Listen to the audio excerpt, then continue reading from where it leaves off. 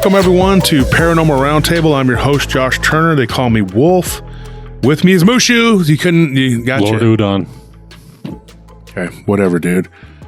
I even said your nickname, dude. What do I got to... Man, whatever, this guy. Anthony, you're here, and then this goofball over here. So we're here together to do the show. We're going to talk about some ghosts, obviously. But before we get started, let's say what we got going on in the Paranormal Roundtable. We have I just want to get this out there really quickly. We have a live stream that we do every Friday and Sunday now. And come join us. We talk about all kinds of stuff. Every Friday we have a guest that comes on and talks. And on Sunday we don't have a guest typically, and we talk about all kinds of stuff. And it's kind of a recap of the week in Paranormal Roundtable. Now, this week is like last week. We're going to have two shows this week on the podcast. The second episode with Christopher Garetano, right? Yep. And that will come out either tomorrow or Thursday, just like it did last week. And then we're going to release this one just, like the normal Tuesday podcast or whatever.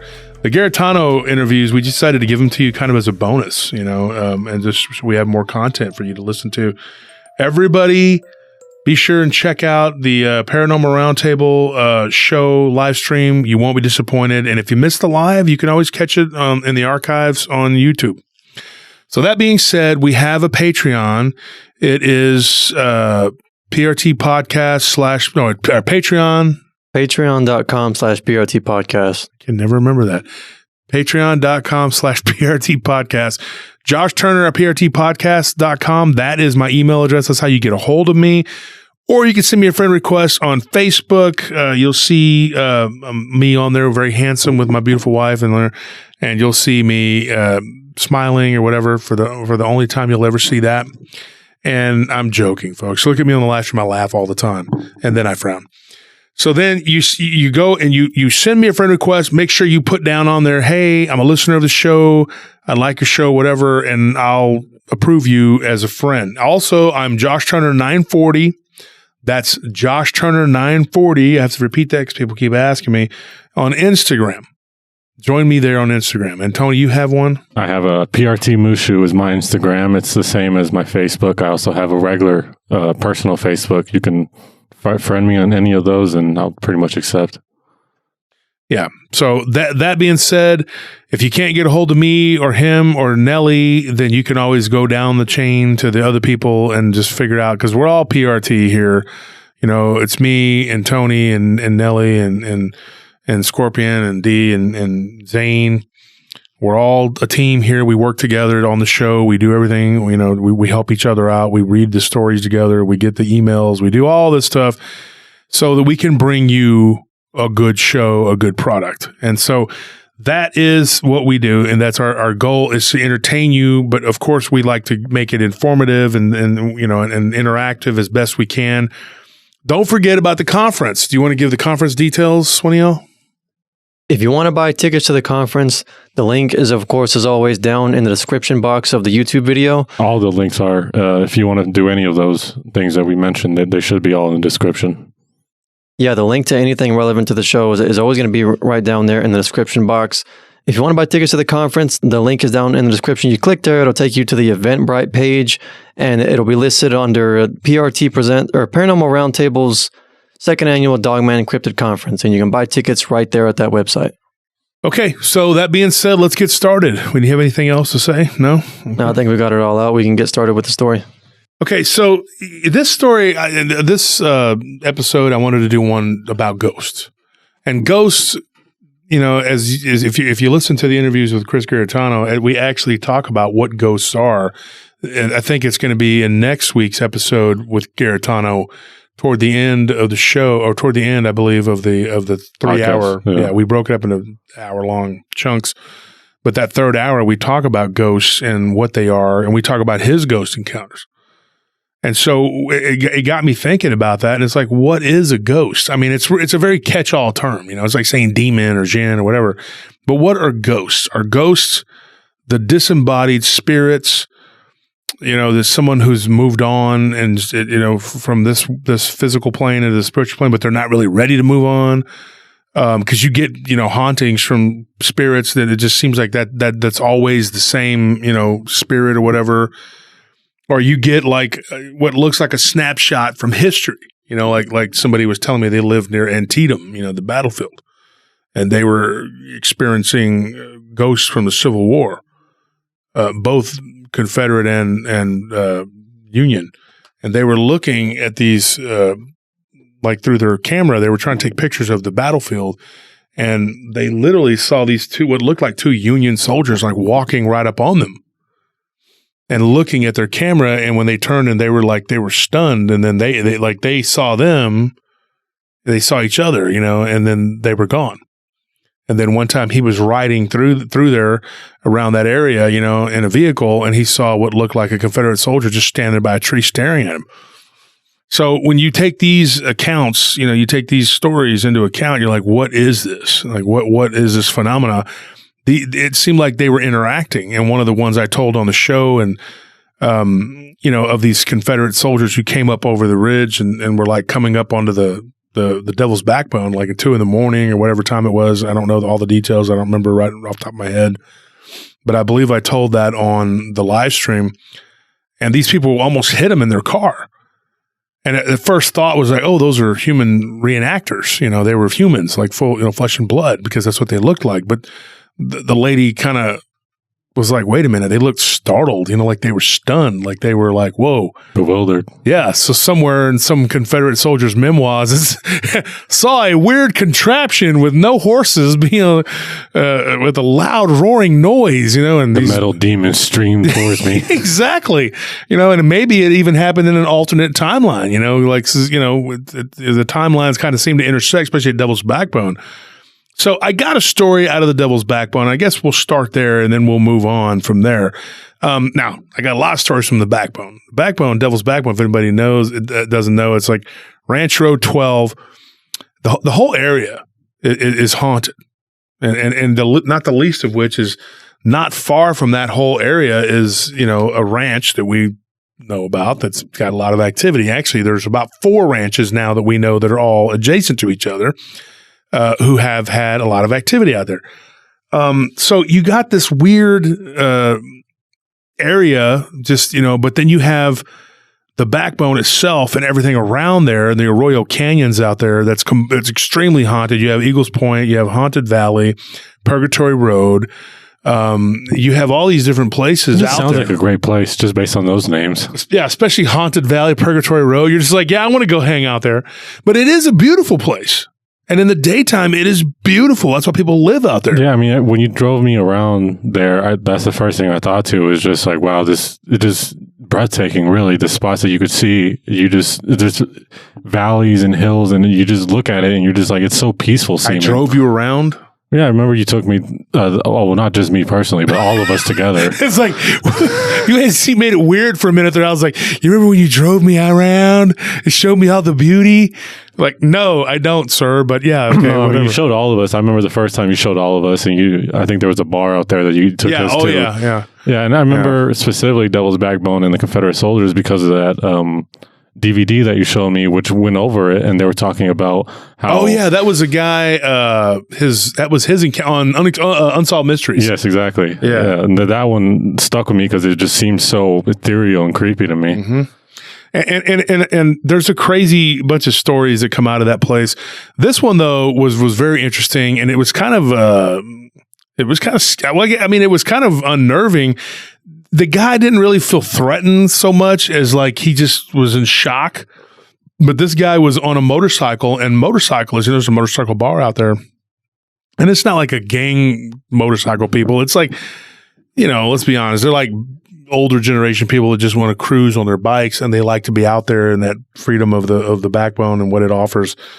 But it runs between San Marcos to Blanco, and then kind of down into Wimberley. That whole area is just that whole area. And this guy was on his motorcycle late at night, just driving down the Backbone, and he had just passed Purgatory Road, which is known for a cemetery that people see a black dog in.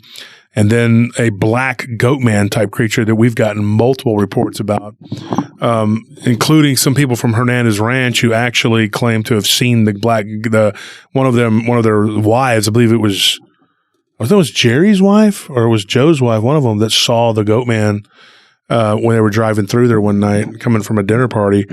But anyway, that whole area is really spooky, and people see UFOs out there too. So it's an area of high strangeness. When this guy was riding his motorcycle, he sees what looks like a guy on horseback, and he said it was a white and brown speckled horse, like white but with like brown speckles on it. And he said it was a beautiful horse, and that's the first thing he noticed was that. Then he looks and he sees what appears to be a guy dressed in just like a loincloth and he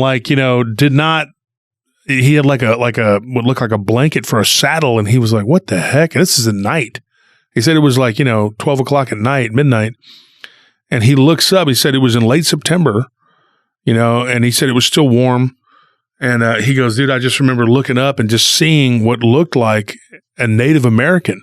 And then he noticed that he had a spear in his hand. And as he passed him, he goes, we made eye contact. We looked at each other. And then this guy began to run alongside his motorcycle on horseback. And he said, I wasn't going extremely fast. He goes, this guy's name was Milton. And Milton said he goes, I wasn't going extremely fast. I was probably going about 50, And he goes, and this thing kept up with me for a good mile or two. And it kept moving the spear like he wanted to throw it at me. And he goes, I'm thinking, dude, and he goes, and I have a pistol.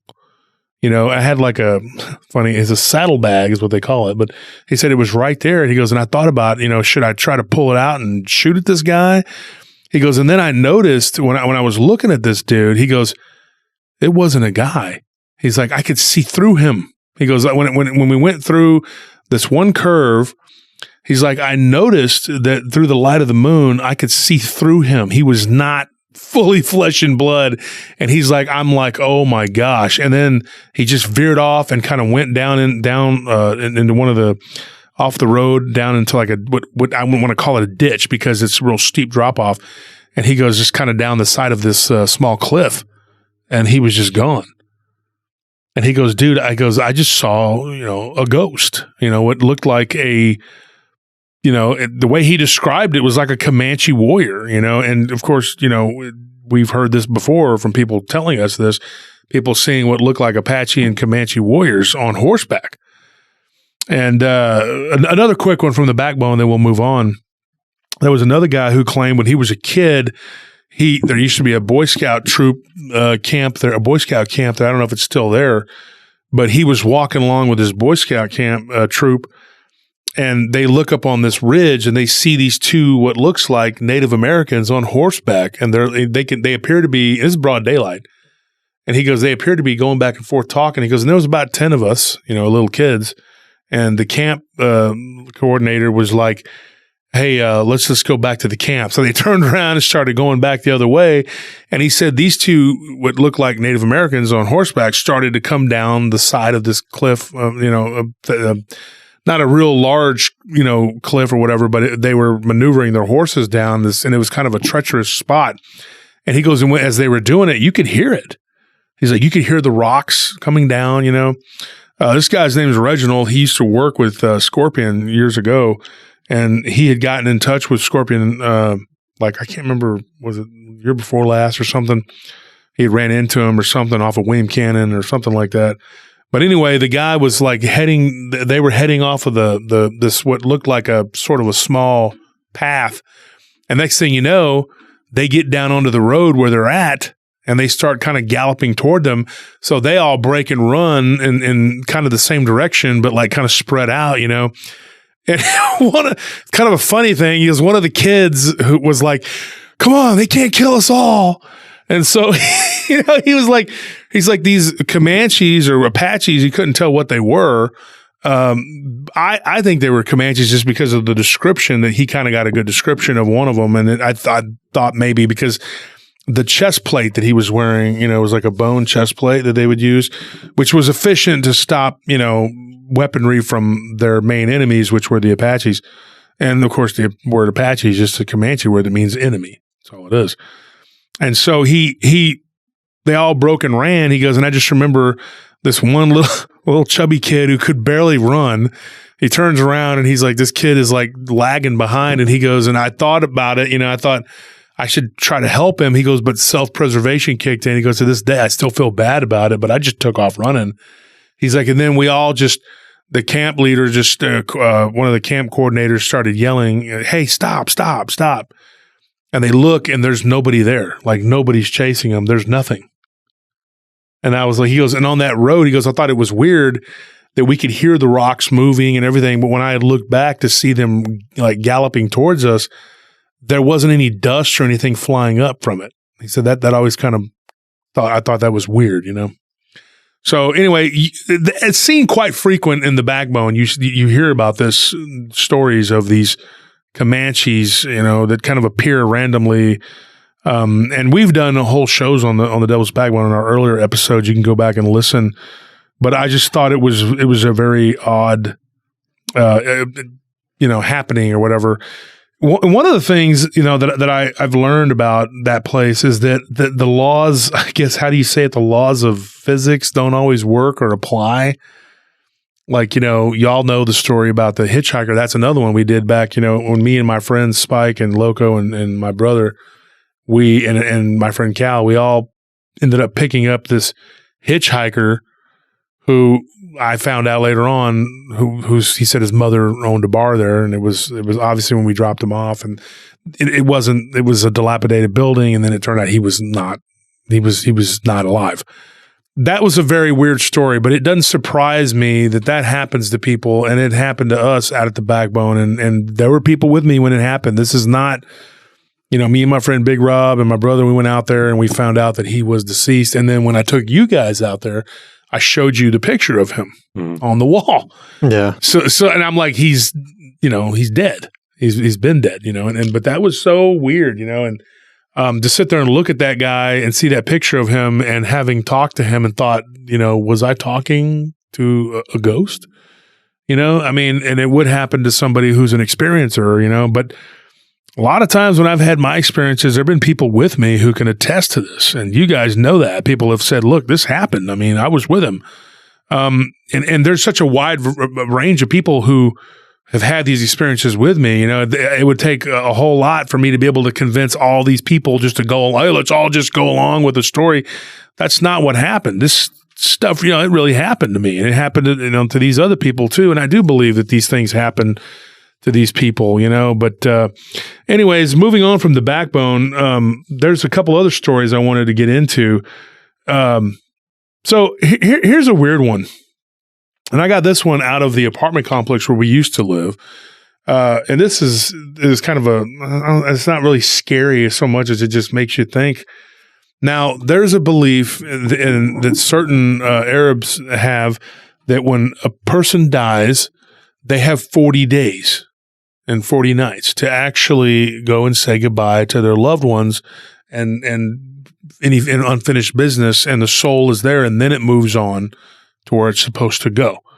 But you do get kind of a little bit of a time there to adjust or whatever. And these people were from Iraq, and I'll never forget, they were our neighbors. And I haven't told this one on the show, I don't believe.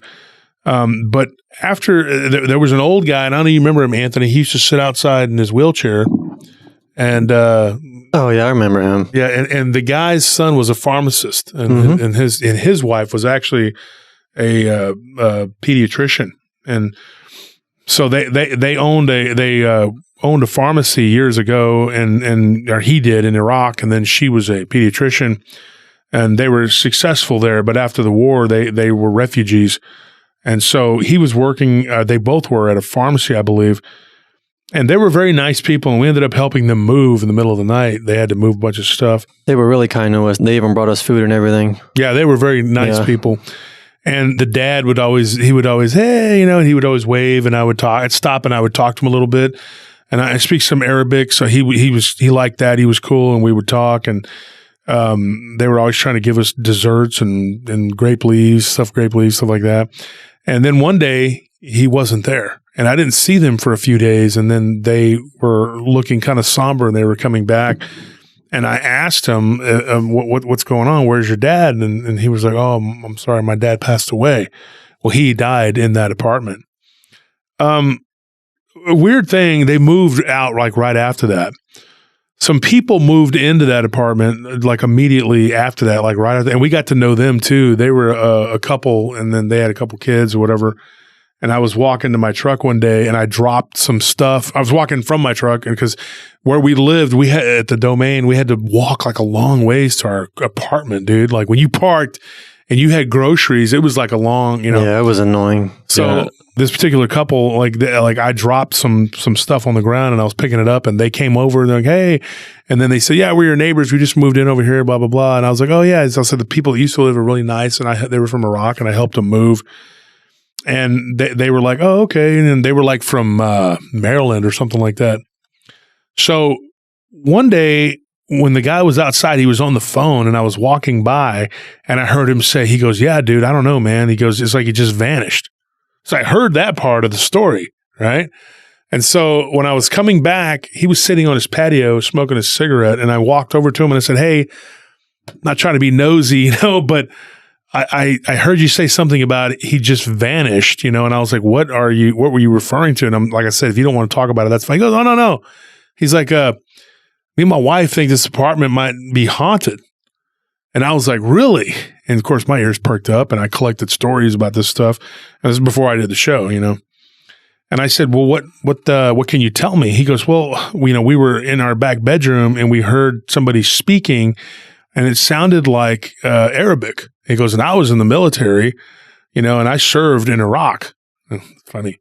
And he said, dude, he was an ex-Marine. And he said, dude, it sounded like Arabic, but it sounded like a man singing. Like he was singing or something. And then there was kind of like maybe a conversation between two people, but I couldn't really understand it.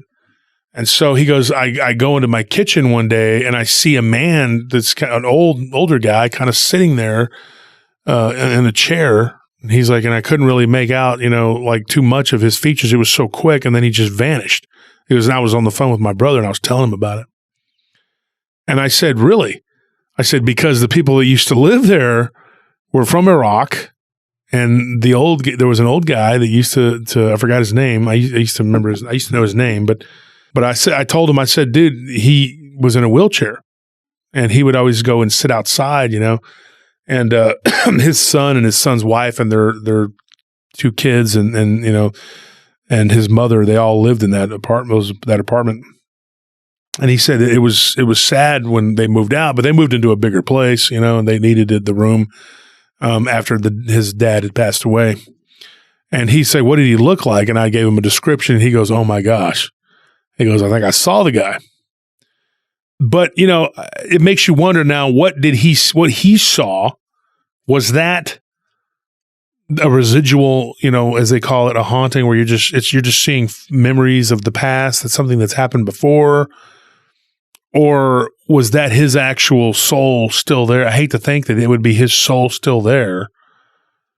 I have a theory, and this isn't obviously no idea if this is true or not, but what if it isn't their soul, but their emotions?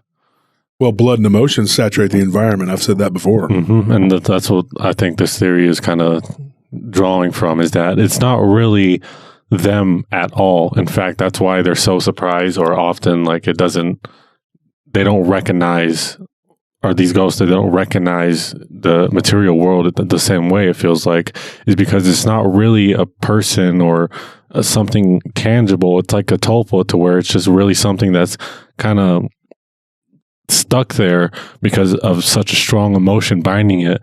And like, what if your emotions, if they're so strong enough, can actually create something that will like a little lock in time where it'll like hold that because you had such a strong emotion? And what if this spirit? So it's an impression? Kind of, yeah. It's like if you just at some point just feel something and very intensely, it might just leave like a little mark in that little time or that little area. So it is kind of like a residual then. Yeah, sure. Okay. But it's not really like how you would think of like a ghost, where it's like, oh, it's that person like in the area stuck. It's more like, oh, it's like whatever they felt in that area. That's why like you see a lot of ghosts doing something like what you started here was singing.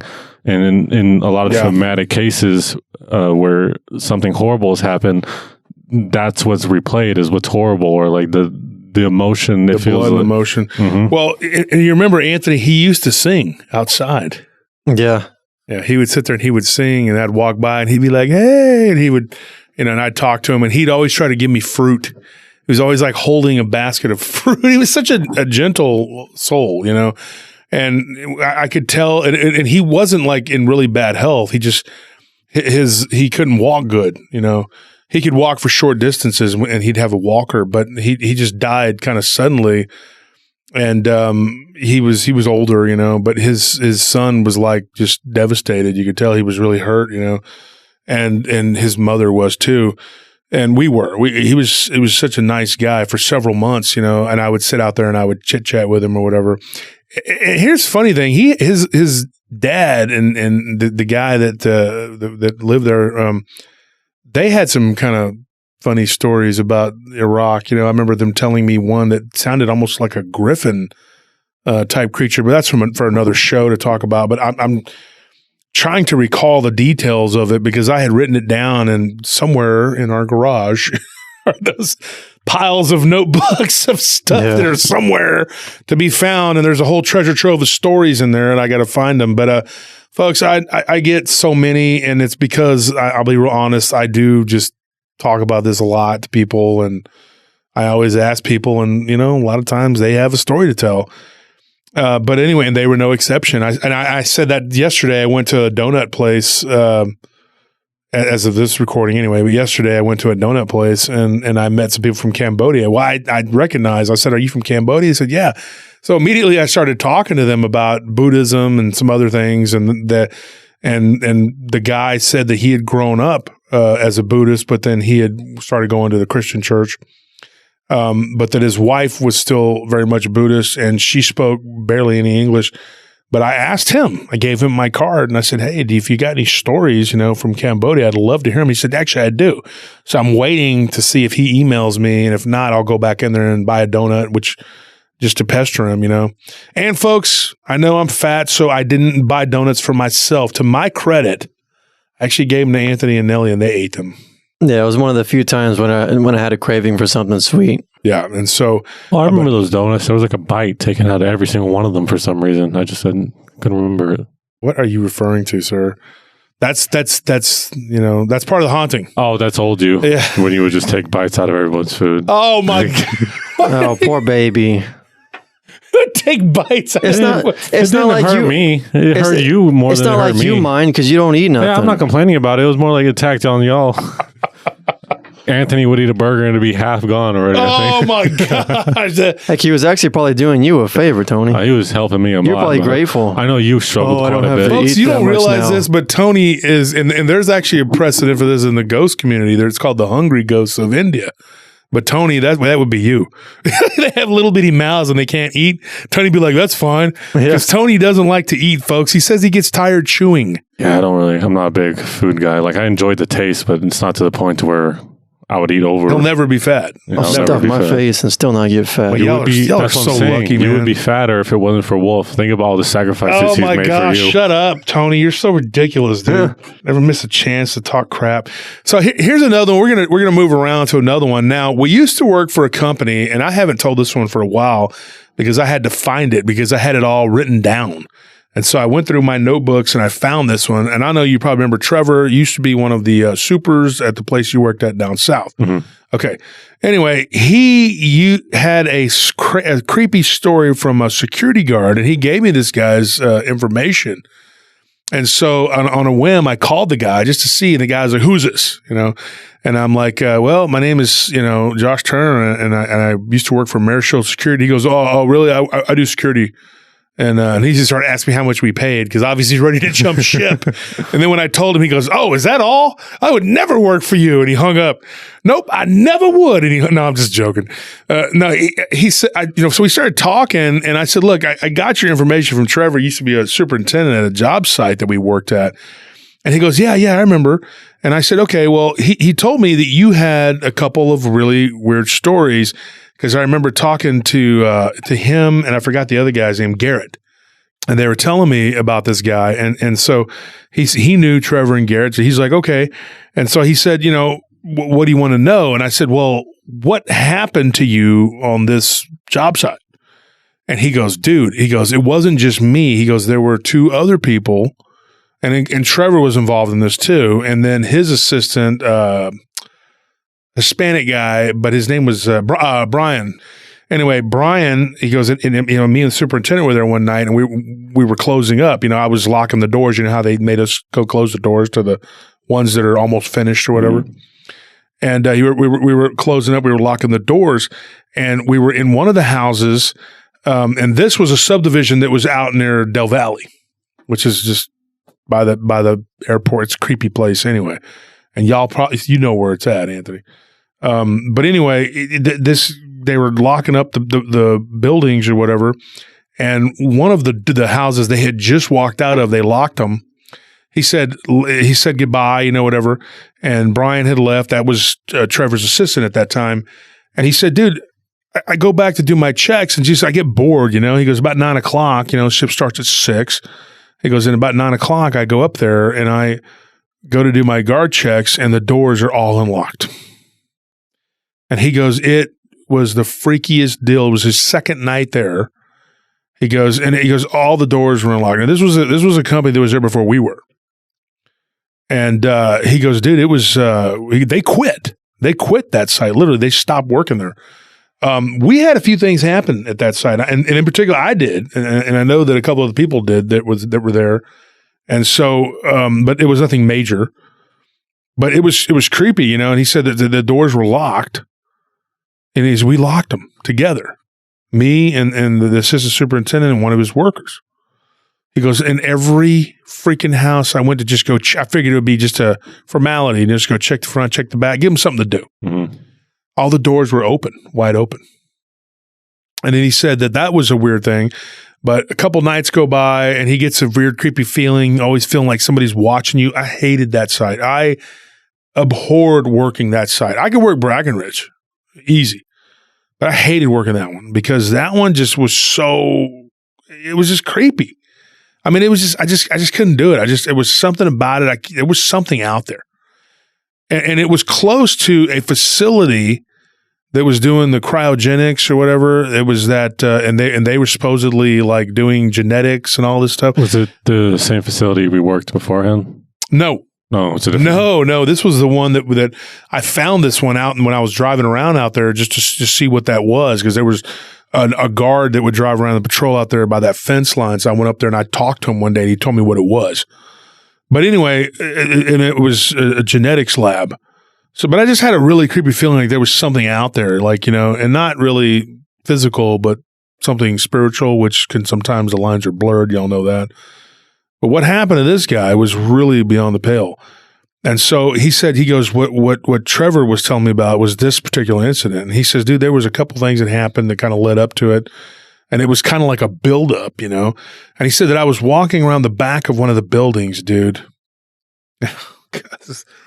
And he goes, I look, and do you remember what happened to you, Tony, when you saw the woman from The Grudge? Yeah. I was just talking about it actually to someone when they were telling me their story. So yeah, this feels real familiar. Yeah. So what Isaac said happened to him, he said, I'm walking by and I hear like a tap on the glass, and I'm startled. And I turn and I look, and I see what looks like like a woman in old-timey clothing, like an old woman. She looked normal. She didn't look demonic or evil. He goes, and she's just standing there looking at him in the window, and she lifts her hand up and just kind of waves, you know. And he was like, he goes, I'm just standing there stunned. I'm like, what in the heck? He goes, first of all, we locked these doors once again with Brian's assistant. And so he goes, I didn't know what to think. He goes, so I go up onto the porch, and I said, ma'am, you can't be in this house. You need to leave. what are you doing in there? And she just turns and walks away from the window, and it's one of the bedrooms, and she goes out the door and disappears back into the house. Now, these houses were pretty good size. Some of them were bigger than others. Some of them were like 2-story, and some of them were, I think, like 3 or 4 bedrooms, smaller ones. The bigger 1-story ones, though, were ranch style, and they were like 4 bedrooms. And so this was a pretty decent sized house. I would say probably 2,800 square foot. And so he had to go into the house and walk around because that's your job. It's the worst part of it. It is. It absolutely is. And remember this, if you want to be a security guard, you may have to do this, and working for us too. It's the same thing. So he had to walk around each room by room, and try to find this woman that he was like, looked completely flesh and blood. And he goes, she was very pretty. He goes, but I just knew in my gut that this is not a normal person. He goes, she looked like she was dressed like from the 1800s or something. And he goes, and I'm like walking around and I'm looking for her, and I hear like somebody clear their throat from one of the rooms I just come out of. So I go back in there, and I had to open each closet door. Never found anything. Nothing. Okay, so he says, I walk back out, and I was being really quiet listening to this guy, and he's like, are you there? Like, and I said, no, I'm here. He goes, I thought you maybe hung up on me because you think I'm crazy. I said, dude, believe me, like, check out my show. There's a lot of stuff that I talk about on the show. Yeah. And so he's really, I think he listens to the show. So shout out to you, Isaac, if you're listening. Thank you for the stories too, by the way. And you're a very pleasant individual to meet.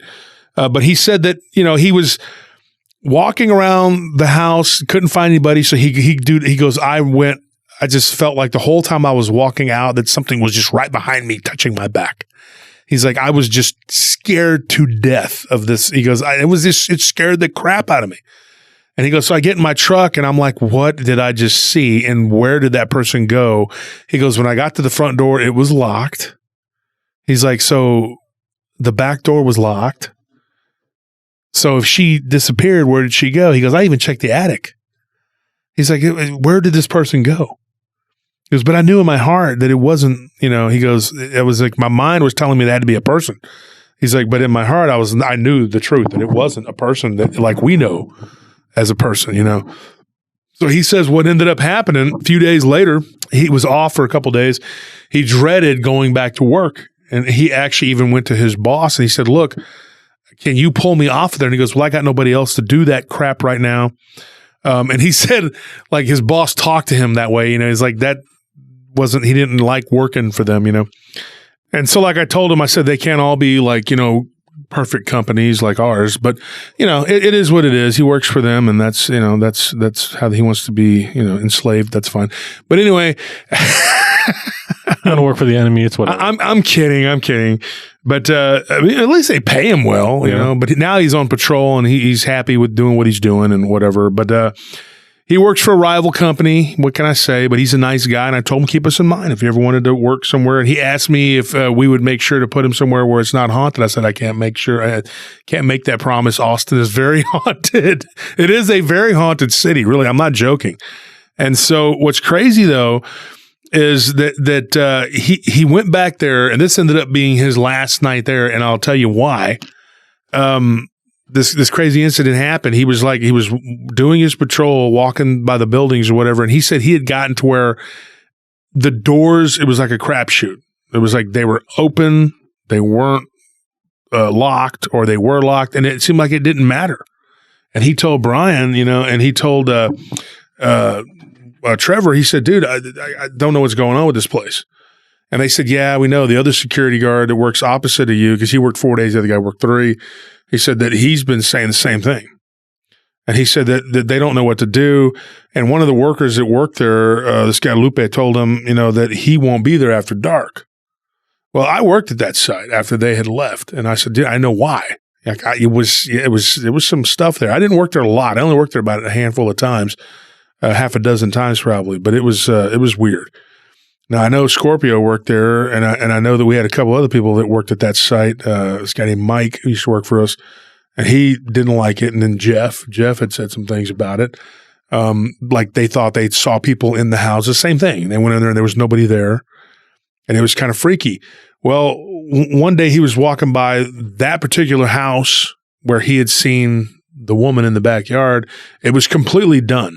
Like it was done. All the work was done, and all they needed was to, I think, just get it sold, you know. But they were just about ready to start selling the houses from that block right there. And I know exactly which house he's talking about because I remember it was the third one from the corner.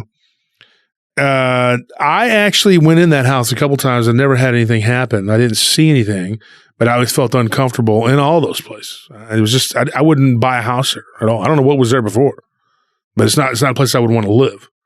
And Anthony, I've told you that. I said, I would never live here. Never. You can pay me to. And so he said that he was walking by that house. This was broad daylight. It was 6 o'clock in the summer. And he was there, and the superintendent was with him. And they were walking. They were going around the back, and they hear a scream. And they look at each other, and they run into the house, and the door's locked. So they unlock the door, and they go in. And they spread out and go different parts of the house, whatever. They don't find anything. And then as they're walking, they just shook their heads like, what the heck was that? And they took off going around the corner. And then he runs into the other superintendent. And this is what he said. This was Brian. And I've actually met Brian and Trevor. I know these guys. And so that's how I ended up, getting to know the security guard. And he told me that the stories that had happened to him. And so he said, dude, he's like, I was walking by the house that was next door to that one. And he goes, and the sprinklers by themselves just popped up and came on, started going off. And I'm over there trying to get them to turn off. I can't get them to turn off.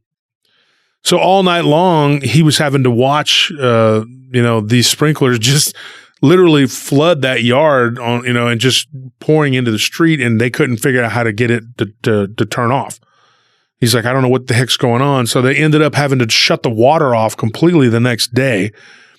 Because they called somebody and said, hey, we need to turn the water off to this block. And I don't remember exactly why or what happened, like how they couldn't get it to turn off because whatever switch they had it broke or something and it wasn't working. And so he said it was like one thing after another with these houses, especially the ones that were already made. And he said that it was a nightmare. They kept having problems, and then they would find the windows open. He would find windows open and doors open and closed and stuff, that he knew that weren't supposed to be like that. And I asked him, I said, what do you think was going on? He said, it felt like something didn't want people to live there. Like it was there and didn't want anyone there. And I said, well, do you think it was ghosts? And Isaac was like, I don't know what it was. But yeah, ghosts. I mean, there were definitely ghosts, but I don't know what they are, what they were. And I said, well, did you think it was something demonic? And he goes, I don't know if I would take it that far, but this incident that happened was he said, next to seeing the woman and then the scream that really freaked him and the superintendent out.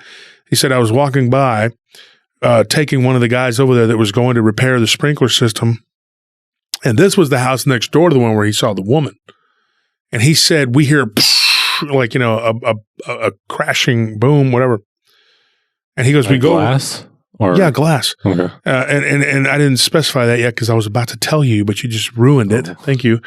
So I was going to say they were going around the back of the and there is one of the windows that's broken.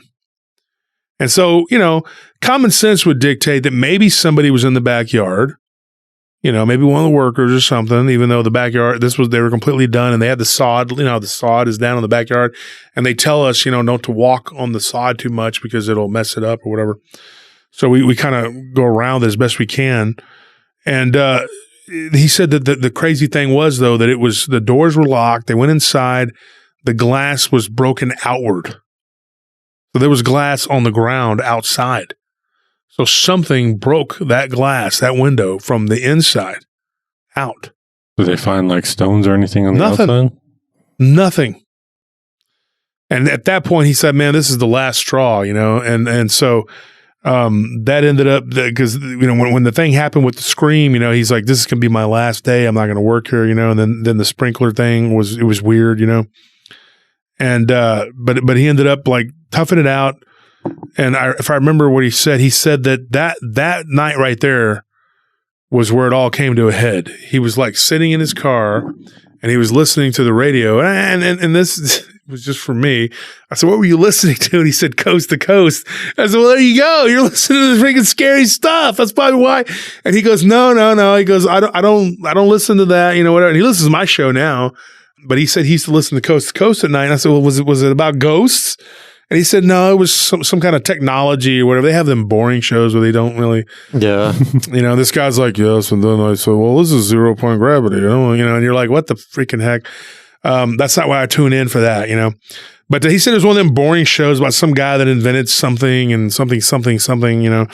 And he goes, and so I hear like a slapping on the side of my car. And I look over and there's this woman, was not the same woman that he had seen before, who looked like she was thin and she had like very scraggly, stringy hair. Well, he said disheveled witch-like hair, which so I'm just saying, in my words, it was probably stringy and whatever, the way he described it to me. And he said she looked like the top of her head was bleeding. And I was like, whoa, what do you mean? He goes, dude, it looked like something, she had been wounded on top of her head. And she was frantic, and then she took off running.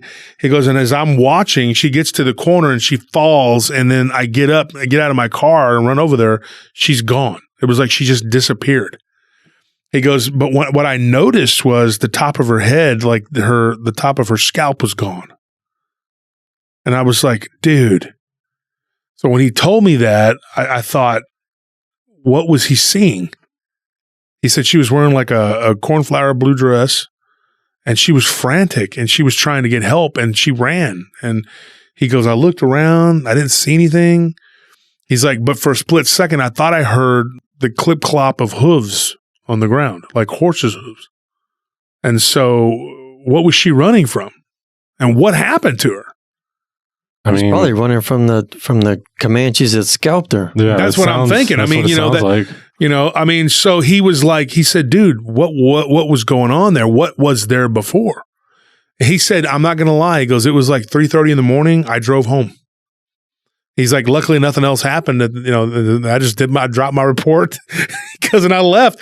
And he goes, you being a security, you probably think bad of me. I said, hell no, I'd be crazy if you stayed there after that. Because if it happened to me, I'd probably be calling somebody to go in to work, like one of you guys. And I wouldn't tell you to afterwards, hey, how's your shift? Yeah, I left because there was a woman. I'm not making light of it or laughing at that situation, but I'm just thinking, it's what would you do? I mean, it sounds like standard security guard procedure is start doing patrols when you're really bored to keep yourself busy, and if you start seeing demons or ghosts, you just bounce. Vacate the site. You just bounce because obviously those ghosts are going to protect it better than you can. They have reign over all of it. They got a whole bunch of. You're like, this place is good here, And I might have messed it up with the sprinkler thing. I was trying to remember exactly what he told me. I just looked at the notes or whatever. But what he said was it broke and it wouldn't go back off. They couldn't figure out how to turn and how to make it stop or whatever. And when they went to turn the water off, that it didn't stop. And when the city came, they told them that's not correct. Once that water should have been it. So the water was flowing on its own and they couldn't figure out how or why. Like I said, it defied the laws of physics. So there was a lot of weird stuff there. And like I said, I worked there. I'm happy to say that I never had to go into any of those particular houses, but the ones down the road that they were working on. And that was when we started working at that place because that other company was there because we were shorthanded. And once they left, they said, look, we have nobody. That's when I had to step up and start working it. So I worked it off and on, like at least a month. I had to work about 2 days a week. So probably did about 8 days there. I didn't like it. It was 2 days a week for a few weeks, but I didn't like it. And the other guards were complaining about how weird it was. Did you work it? I don't think I did. No. Yeah, I don't think. And what's even weird, here's another weird thing about this. When me and Scorpion were coming back from there one night, I went to go pick him up at Waterloo. Remember we had Waterloo? And I was picking him up from there, and we were coming back to my site to finish. And we still call it like the Troll because we don't know what it was. It was right there by AMD. And this thing stepped out of the woods, and it was so weird. I think I've told this on the show before, but it kind of danced around and then jumped back into the woods. And I said, dude, was it just me or did that homeless guy look like a leprechaun? And Scorp was like, dude, what was that? Because it looked like he was barefoot and he had these big old hobbit feet with like fur on his feet or something. It was really weird, man. And we call it like the troll or the leprechaun. I don't know what it was, and it was probably, a mile and a half, 2 miles from that place. And I just thought, I never did figure out what that was. And it just, like, Scorp was like half asleep because Waterloo run you ragged. That place was bad back then. And he was just sitting there like half asleep. And I don't care about talking about that place because that client, we don't have him anymore and we never will. But they went under, they sold. But he was saying that thing or whatever, it woke him wide awake. He was sitting there like, how he gets in the car and he starts to go to sleep, and then we saw that and he was just like wide awake. So the whole time we were at the other place, he was just sitting there like just wide awake, dude. And then about 5 o'clock, it was about 4, right? So about 5, I get out at 6, he starts like sitting there looking around, and he's just like, dude, this is a creepy place. And he had never noticed it before because he would sleep, because he got out over there at 4 o'clock. So I'd go pick him up, and then he'd have to sit at my site for 2 hours. And that was only on, I think, Saturdays. And so he said, dude, this place is really creepy. I was like, this is the first time you haven't been asleep here. And now you're noticing it. And he's like, yeah, dude. He goes, I don't like all this tall grass over here. He goes, I thought I saw something move. Well, I'll tell you what happened to me. I had a weird experience there one time. And it's not a real long, in-depth thing, and I might have told this on the show before, but so what? And I'll tell it again.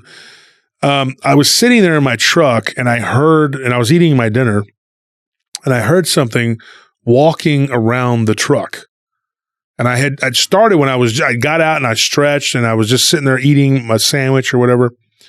And I thought I heard something like, how it sounds when you hear like nails, like claws. I'd say more like a dog, like, Yeah, like on concrete? On concrete, yeah. And Anthony, you've heard this before, and Tony, you probably have too. Banjo. No, I'm saying the story. I don't know if you probably heard it. Yeah, as soon as you started, I think I remember. So anyway, long story short, I'm not going to keep everybody in case this story's already been told and y'all have heard it. But for the ones who haven't, I was sitting there in my truck. I got back in the truck, and I thought, what the heck is that? And it just sounded like a dog walking around and around my truck. Now, it's funny that Scorp had said that he thought he saw like the grass move over there. Whenever I was in my truck, I just kept hearing it. And then at one point, it sounded like how, if a dog like brushes against like a door or a wall or something, because they're trying to scratch. Our dogs do it. And it felt like something did that against my truck, and then it moved. And then I looked over to the right because that's where I was hearing the noise from, and my windows were down. But it wasn't like it scared me, but it wasn't like terrifying. But then I was just like, dude, maybe I should roll these windows up. And then I hear like something like it's moving away from my vehicle and going toward the weeds, and that Johnson grass. And I see the Johnson grass move, and it was dead air. It was like late summer. And I was like, what the heck? Like, what was that? Like, And so I always wondered what that was. And I just thought, man, I'm sitting here. And I even posted it on Facebook. I was like, I'm sitting here alone. It was several years ago. And I just saw the grass move, and I was like, the heck is that? It was like just a weird, I don't know. It was just a weird, creepy thing. And that place was very weird and creepy. Well, it wasn't like the workers helped at all either. And like they would do this one thing that would annoy the living crap out of me is that some of the houses, they would leave pitch black, but then some of them, they would have just certain windows just lit up. And you're just like, man, sometimes you see something move across and you're just like, I hope that was nothing. I hope I just saw something out of that corner of my eye that just, my mind's playing tricks on me. And they didn't care though. They were just like, yeah, we'll just leave these on in case, so it freak you out in case you ever see someone standing there. Oh, well, this place is haunted. Goodbye. And they just, see you later, time to go. I don't know what that is, why they do that. I don't know what the point is at. But in the next show that we do about Dogman, I'm going to tell one of the stories, because one of those guys ended up went to work for another company, which we actually did security for them too. And it was another large nationwide company that actually locally used us. I like to think we do good work. We've had the same clients for years, and a lot of these guys keep coming back to use us, whatever. And then they go on to other companies. They'll just still use us, and say, hey, I'm working at another company now, but And one of them was a company that's now defunct, and he had worked for that company for a while, and they were building something, and they ended up encountering what can only be described as Dogman. I mean, that's what it was. It had to be. But I'll tell that story on another show. And there's a few other things like I'll get into. I'll tell one of these stories on the live coming up here on Friday. But for sure, tune in Friday and Tuesday, or Friday, Sunday, and then Tuesday, and right now Wednesday or Thursday, depending on when we do it. And we're finishing up the Garetano interviews. Those are bonus shows we did, and because we want to bring you more content, we want you to be happy. Okay. And I get a lot of stories. I get a lot of them. I hustle these, for these stories, folks. I really do. And I do a lot of research and a lot of work. It is all consuming. And between that and my business, it's a lot of work, man. And so I am busy, but when you give me a story, I try to reach back out to you. If you don't get me right away, don't get discouraged. We will get to you as soon as we can. Tony tries to help out with getting the story. So does Nelly. But Tony, when you had that thing that you saw, and I don't know if I've ever asked you this, and we've talked about this before, and real briefly, just remind people what it was that you saw. Well, basically, similar to him, I was bored driving around. Because it's like, what else am I going to do? And it's weird that it's always like when I feel like I'm at my least expecting of it. It's like I'm most defenseless, where it's like I'm just trying to figure something else to do to keep myself busy. That this is when I see this thing. What it was basically in between these houses before they had the fences, you could see down the entire backyard, and you could see every house, and that includes the patios. So, on one of the patios during my drive, I see what looks like this old lady in this very scraggly looking dress with this long hair that's flowing down, and she's looking into the window. As I kept staring at her, though, I noticed that she didn't have any legs, and where her legs should be were just like the strings of the dress just like hanging to the ground, and like it looked like the strings were what was holding her up. And she was just staring into the back door into this one house, just looking right at it. But it was kind of like she was looking at it, but through her hair, because it was like her head was kind of leaned forward so her hair would flow down. I didn't get a better look. I mean, it was a real brief look that I saw, so I couldn't give any more description, because as soon as I saw that, I was like, well, time to drive off, because I am a great security guard, as you can tell.